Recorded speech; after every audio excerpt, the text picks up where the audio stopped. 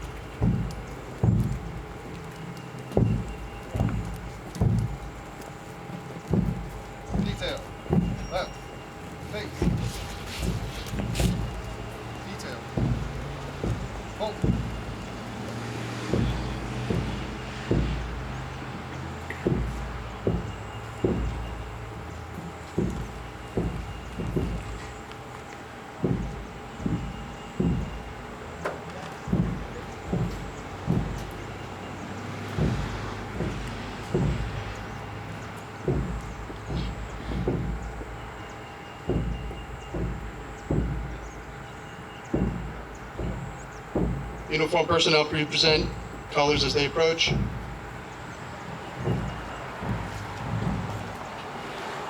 At this time, I would like to ask the mayor and members of the city council to lead us in the Pledge of Allegiance. Council members, one step forward.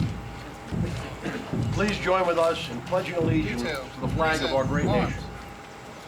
I pledge allegiance to the flag of the United States of America and to the republic for which it stands, one nation, under God, indivisible, with liberty and justice for all.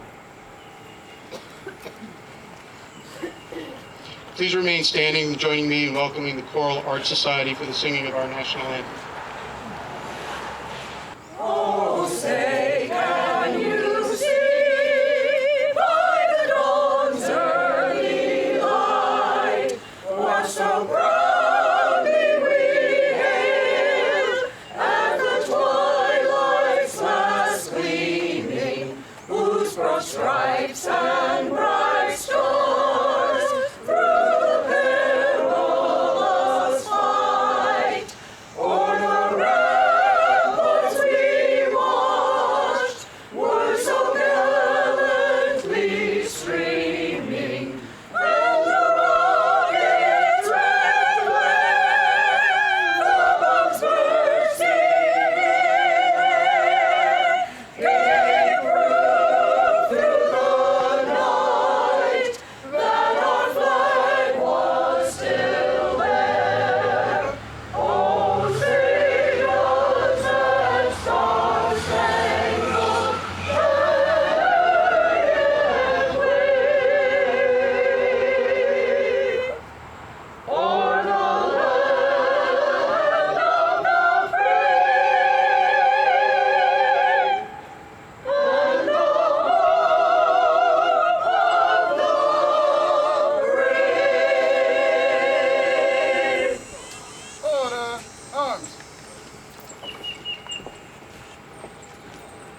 this time, I would like to have Pastor Greg Peters of the Parkview Baptist Church to offer the invocation. Pastor. Let us pray. Lord, this morning we come here to remember, to reflect, to commemorate. We recall, Lord, the great sacrifice that was made by those 2,977 that lost their lives some 15 years ago today. Lord, we also think about what we did just a moment ago, and that is we pledged ourselves as one nation under God, recognizing that real healing today only comes from you. In fact, your word says in 1 Corinthians 1 that you are the God of all comfort. And so a day when we come to commemorate and to remember and to reflect, there's also grieving and healing, and that mixture that still takes place in all of our hearts. There's still a heaviness that comes with even 15 years later that we feel in this very day. So we come to you and we seek healing in you. In fact, I'm reminded of 2 Corinthians 7:14. If my people, which are called by my name, will humble themselves and pray and seek my face and turn from their wicked ways, then will I hear from heaven and will forgive their sin and will heal their land. Proverbs 14:34, righteousness exalts a nation, but sin is a reproach to any people. And so we find in those verses where when we seek confession, when we bring our wrongs before you, that you promised us healing for our land, and you said a nation that seeks you will be exalted. And so our hope is that we find that healing today, that we find that victory that can only be found in a nation that is under God, as we pledged ourselves today. And so we do not look to just ourselves to find comfort today. We do not look to just culture to find comfort and healing, but we look to you, the God who brings true healing, who heals our hearts, who heals our wounds. And Lord, today we also pray for the families as they grieve at a much deeper level the loss of loved ones. And you continue to comfort them. So today, Lord, as one nation under God, we come seeking your healing and we come seeking your victory for this great country. May you continue to protect us and watch over us, for we are one nation under God. We are the greatest nation, and it is a privilege to be a part of this great country where we can gather today to remember heroes. And it is in your name we pray. Amen. Honor guard, prepare to post. Post. Right, face.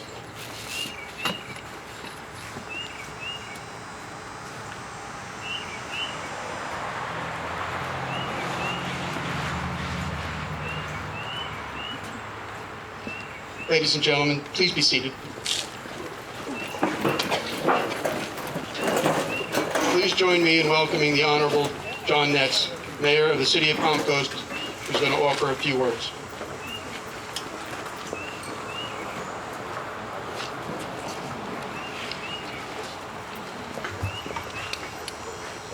Yes, it was 15 years ago. To some, it seems like just yesterday, when on September 11th, 2001, the United States experienced the worst terrorist attack ever on American soil. As millions of people went about their normal business on that morning of Tuesday, September 11th, no one could imagine the unspeakable horror that would befall us on that day. At 8:45 a.m., American Airlines Flight number 11 crashed into the North Tower of the World Trade Center. And at 9:03, United Airlines Flight number 175 plunged into the South Tower. Both towers collapsed onto the streets soon thereafter. 35 minutes later, American Airlines Flight number 77 exploded into the Pentagon in Washington, D.C. And at 10:03 a.m., United Airlines Flight number 93 tumbled into an empty field in Shanksville, Pennsylvania. 2,974 Americans, including first responders from fire and law enforcement, were murdered by Al-Qaeda terrorists. This violent act, when Americans were deliberately targeted for murder, created an ongoing national fear that continues to threaten the lives of United States citizens even today. Since September 11, 2001, Al-Qaeda, jihadists, and ISIS have become names on the lips of peace-loving Americans. Phrases like dirty bombs, lone wolves, bioterrorists, cyber terror, homegrown terrorists have become common words in the American vocabulary.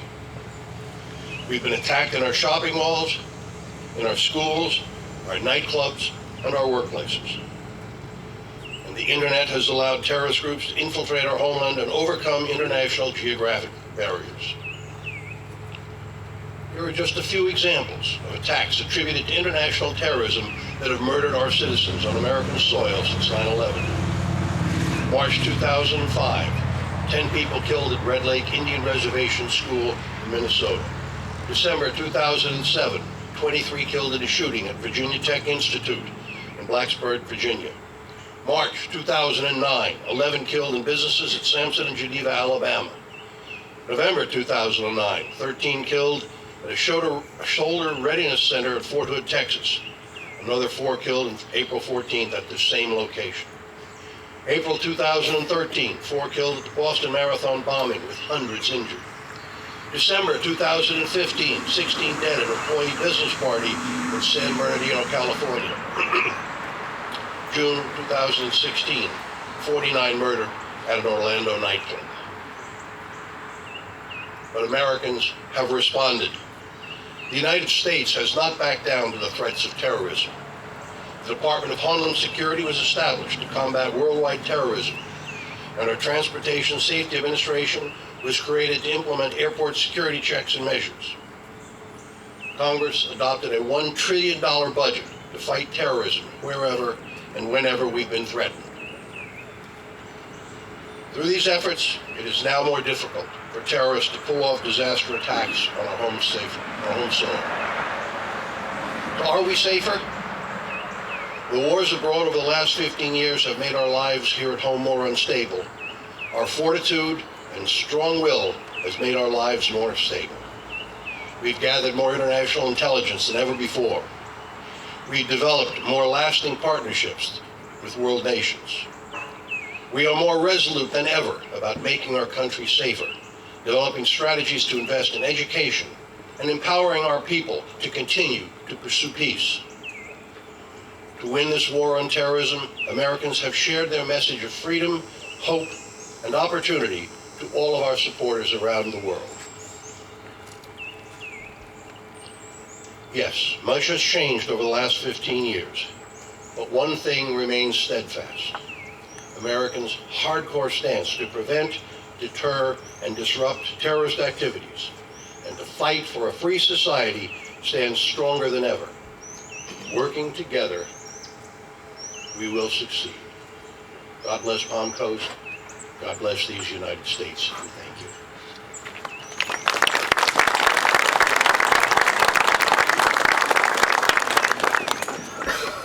Thank you, Mayor.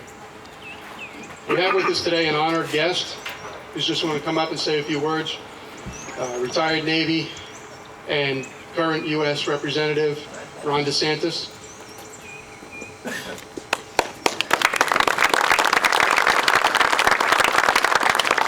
Good morning. It's hard to believe it's 15 years. If you look back at 8 a.m. on that Manhattan skyline, what a beautiful morning it was. Our country was, I think we thought at peace, although looking back, we had been attacked at the World Trade Center in '93, at the Khobar Towers in '96, at our embassies in Tanzania and Kenya in 1998, and of course, as a Navy guy, especially remember the devastating attack on the USS Cole in 2000. But for whatever reason, I don't think the American people view terrorism as a threat to our existence here at home. And September 11th changed that forever, killing thousands of our fellow citizens. And one of the images that strikes me, even to this day, is as the towers were falling, as you have civilians in lower Manhattan fleeing for their lives, understandably, we have our men in blue at the NYPD, the firefighters in New York City running towards the carnage. some of the worst carnage we've ever seen in this country's history. And they saved countless lives through their heroism, but of course in the process, many of them gave their own lives. And I think it's important to remember that on one of the worst days our country's seen, we also saw some of the best this country has to offer. And it wasn't just in Manhattan, and it wasn't just at the Pentagon. The first responders on Flight 93, when they got on that plane, did not think they were going to be first responders, but they knew what was in store for them. They knew what the terrorists had planned to do with that plane. And so rather than allow that to happen and potentially killing hundreds or even thousands of more people in the U.S. Capitol or in the White House, they decided, as Todd Beamer said, that it was time that they rolled, and they took the terrorists down and they took the plane down. And we owe them an awful lot of gratitude for their sacrificing themselves. And it was no mistake that if you look at the targets that day on September 11th, you see the World Trade Center, which is a symbol of America's economic might. You, of course, attacked the Pentagon, which is a symbol of our military might. And Flight 93 was headed to Washington to attack a symbol of America's political might. And that was done for very obvious reason. These terrorists fundamentally dislike and despise America's constitutional freedoms and the system of government we have and the culture that we have here. They want a totalitarian system in which women are oppressed, which religious minorities are oppressed, and if you don't submit to their totalitarian worldview, you will be oppressed one way or another. And it's a very malignant ideology, but it's an ideology that persists to this day. I think it's also important that we remember all the military men and women who have been killed or wounded since September 11th on missions that were effectively put in motion once that day came. Every single thing, and I think that there's a lot of problems that we've had with policy since September 11th, from civilians, elected, non-elected, but every task that our military has been given since then, they have succeeded. And there have been tasks that politically may not have succeeded, but they have done every single job we've asked them to do. I think it's important on this day to remember what they did as well. And finally, I would just say we've made some strides. I think we understand the threat much better than we did on September 11th. But I think the fact is there are more terrorists operating today under a wider berth of territory than there were on September 11th. On September 11th, you had a group holed up in Afghanistan that hatched this plot against our homeland. Well, now you have terrorists in Iraq, in Syria, in Northern Africa, in Western Europe. And even here at home, we're at a point where you don't have to go to Afghanistan to train to be a terrorist. Simply with mass media, simply with social media, you can actually be inspired to want to be a part of the jihad and to wage war against your own fellow citizens here in the United States. And so while we've made some strides, I think the challenges are becoming more complex, and I don't think that we have fully answered the call and dealt with this pestilence that is afflicting not just our country, but many parts around the world. So I think the people who were just going to work that day, making the most of their own lives, providing for their families, we really owe it to them to ultimately win this battle. And it's an honor to be here today. We keep these people in our memories. 15 years, it's really hard to believe that it's been that long, but we will not forget that fateful day, September 11th, 2001. May God bless their memories, and may God bless the United States.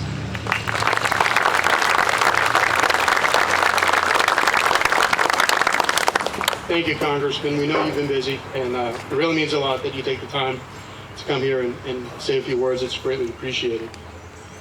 I would like to now call on retired Captain Rich Mayo from the New York Fire Department to present his vivid recollections of the attack of that horrific day. Rich.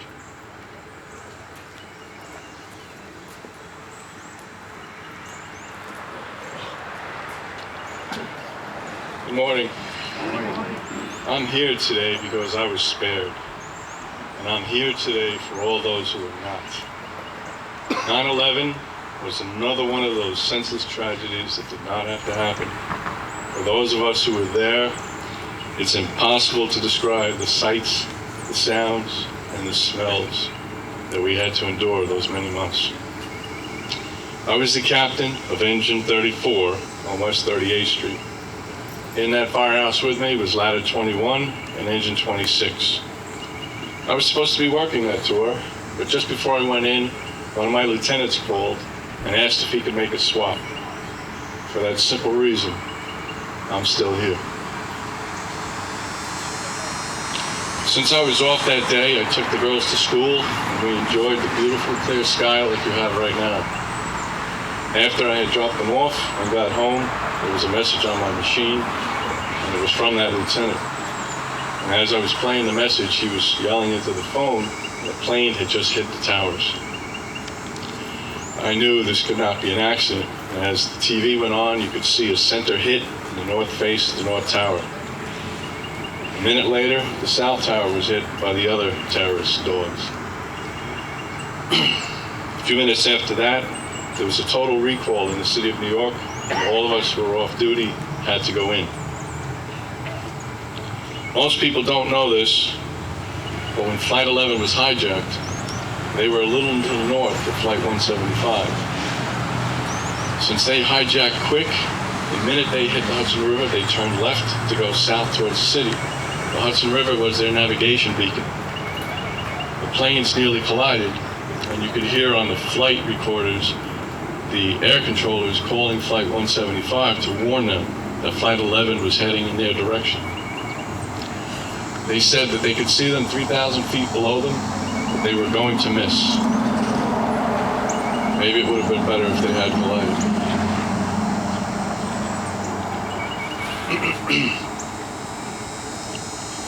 I called the firehouse to warn the guys that this was not going to be an easy day for them, but they had already been sent down. 34 went to the North Tower, Ladder 21 and Engine 26 went to the south. 34 engine had a third stage to the pump, so we could pump to the top of the towers. They were supposed to do that, but the lieutenant decided to go to the command post to report in, and the company was used for communications instead. Because of that decision, 34 engine would survive. Ladder 21 and Engine 26 were killed in the crashes, the collapses.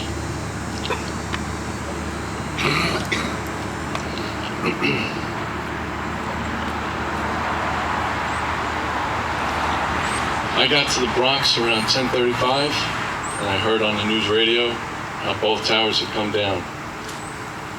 As I drove through the empty streets of Washington Heights and Harlem, there was a black pall of smoke over Lower Manhattan. I got into the firehouse, got my equipment, joined another group, and our batch of reinforcements went down to the Trade Center site. We got off on the north side of the site. We were behind World Trade Center 7. You could see fire burning on multiple floors. We had to detour around the complex, and as we walked, there was a strange sensation of total silence. There was no birds, no traffic, no talking. You couldn't even hear our footsteps because they were muffled by the 4 inches of cement dust that coated every inch of the area. As we got to the Vesey Street intersection, another sound started to appear. You could hear the muffled sounds of the firefighter pass alarms from the dozens and dozens and dozens of guys who were now buried underneath that pile of debris. You had to watch where you walked because there were victims laying everywhere. When we reported in, we were told all of the searches were being called off.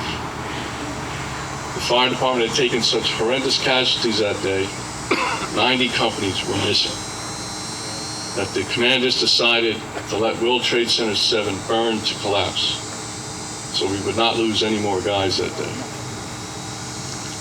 During the time that we were standing there watching that building destroyed, people would go up to each other. Have you seen so-and-so? Have you seen this company? Have you seen that person? Most of the time, the recipients would shake their head no. Only rarely did you come across somebody. Yes, I saw Joe over there.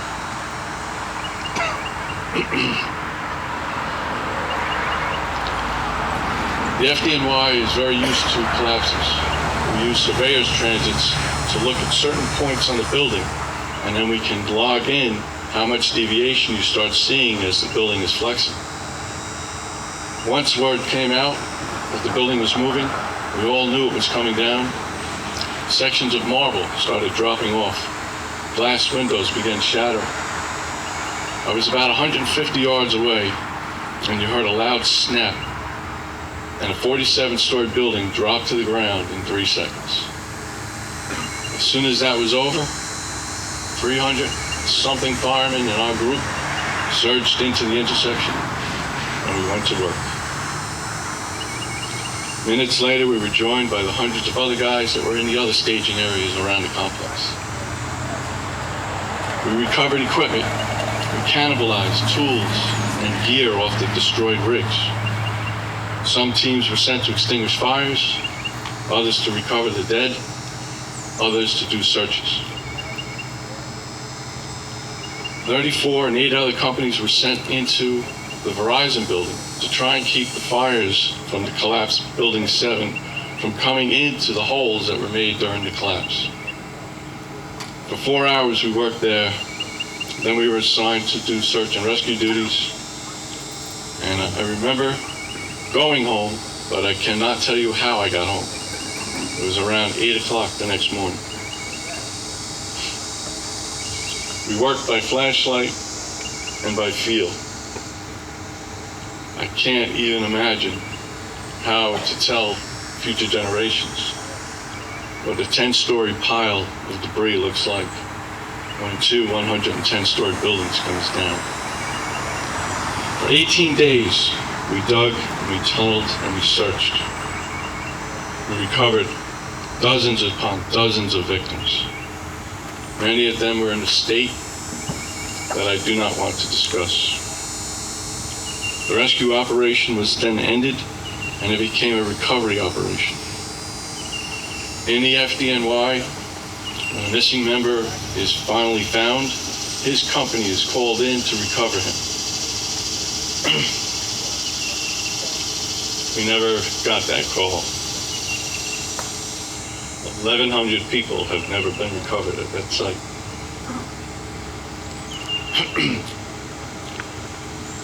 A couple of days ago, Arnie Roma and I were talking at the library.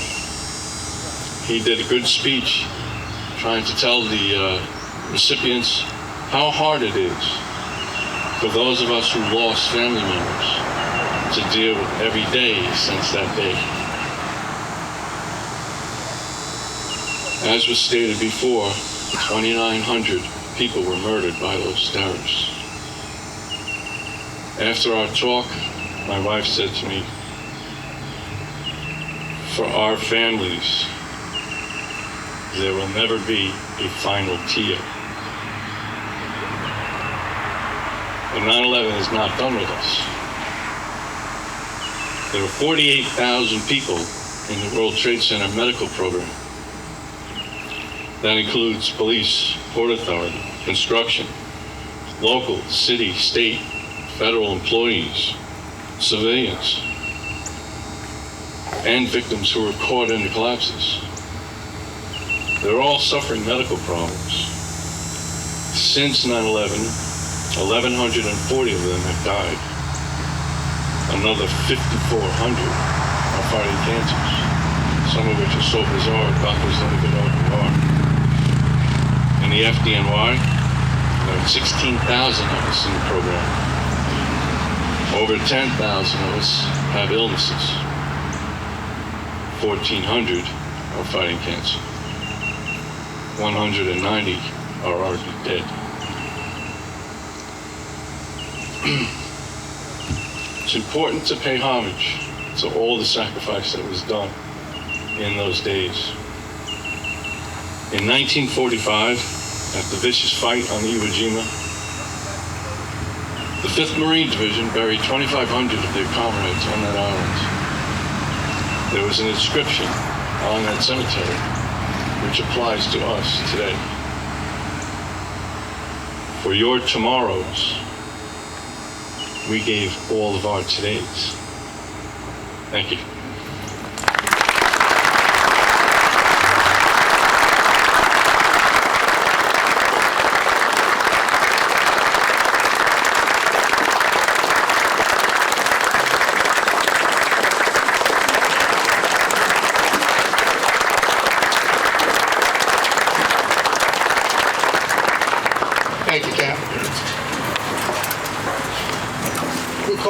retired FDNY Lieutenant John McDonald, and Flagler County Sheriff's Office Commander Chris Seppi for the reading of the firefighter's prayer and the police officer's prayer.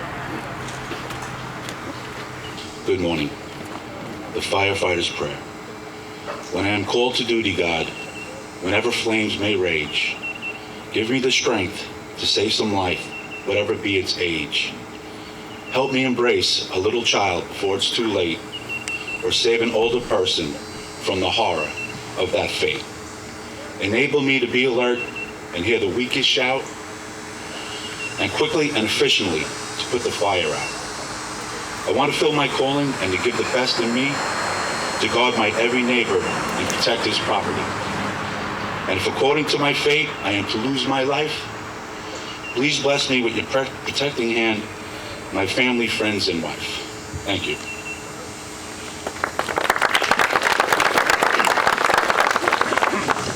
Morning, everyone. This is a police officer's prayer. Lord, I ask for courage. Courage to face and conquer my own fears. Courage to take me where others will not go. Lord, I ask for strength. Strength of body to protect others, and strength of spirit to lead others. I ask for dedication. Dedication to my job to do it well, and dedication to my community to keep it safe. Give me, Lord, concern for others who trust me and compassion for those who need me. And please, Lord, through it all, be at my side. Amen.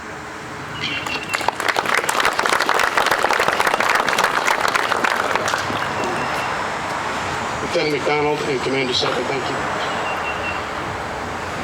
We welcome the Choral Art Society for their rendition of God Bless America. God bless America, land that I love. Stand beside her and guide her through the night with the light from above.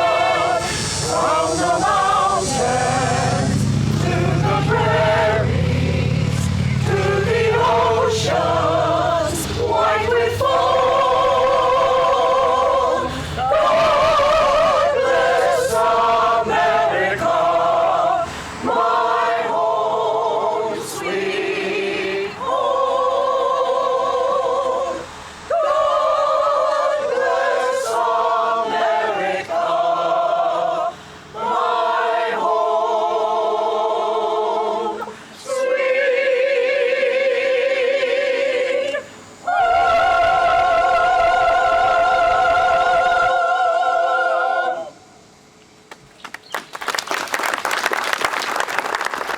At this time, we will have the presentations of the memorial wreaths.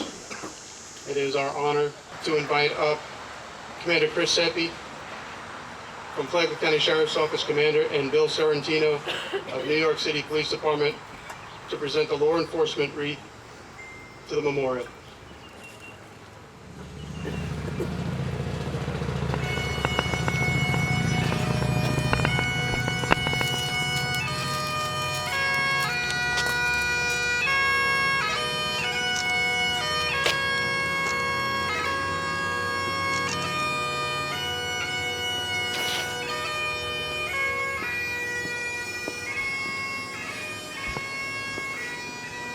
Representative Ron DeSantis and Ms. Zoraida Sorrentino, United States Coast Guard Auxiliary, to present the military memorial wreath.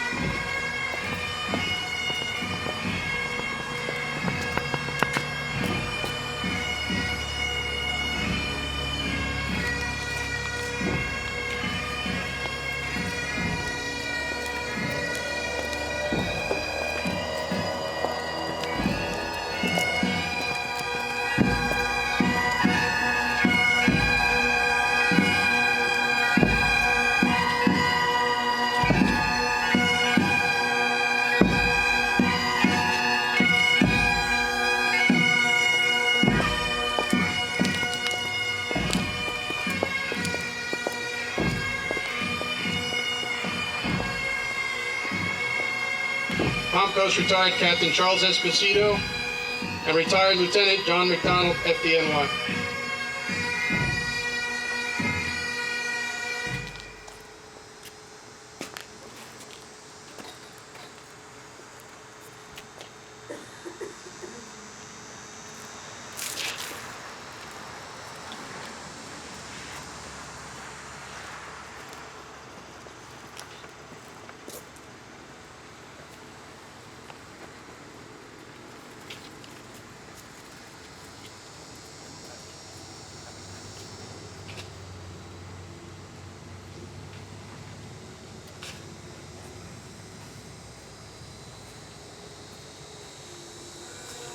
Mayor John Netz and the Palm Coast City Council to present the 911 Memorial Wreath.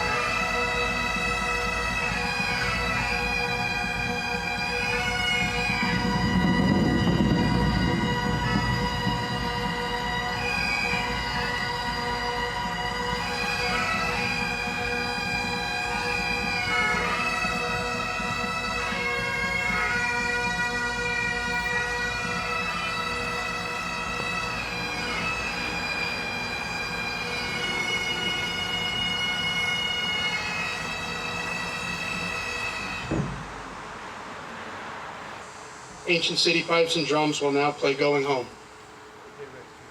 I invite Captain Tim Wilsey and retired Captain Joe Masters for the reading of the History of the Last Alarm and Bell Ceremony, followed by the playing of the taps by Jacob Clayton. Will you all please rise after the ringing of the bell, if you're able, for the playing of taps.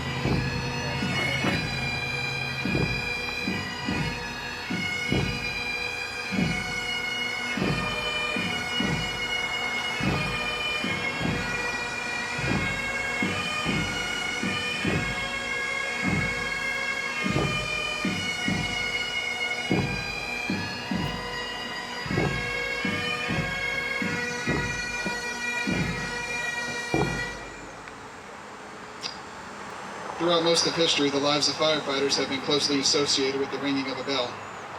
As they began their hours of duty, it was the bell that started it off. Through the day and night, each alarm was sounded by a bell that called them to fight fire and place their lives in jeopardy for the good of a fellow man.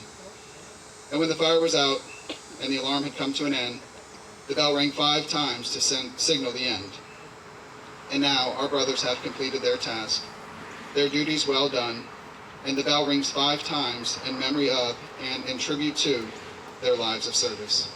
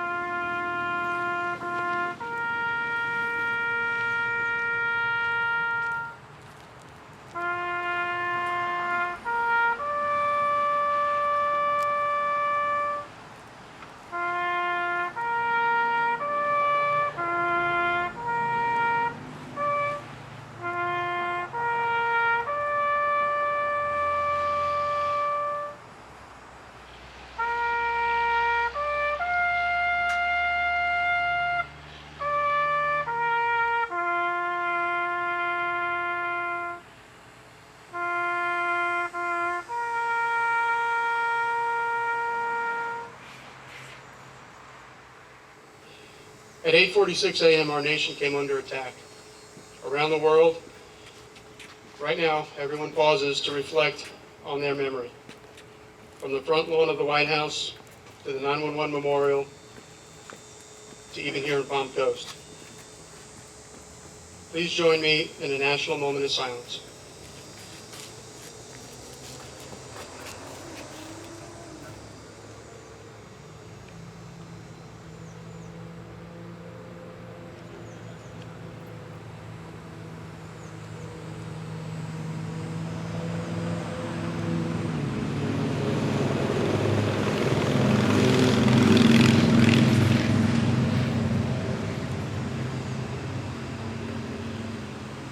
We would like to thank everyone for being here this morning. It means a lot to us.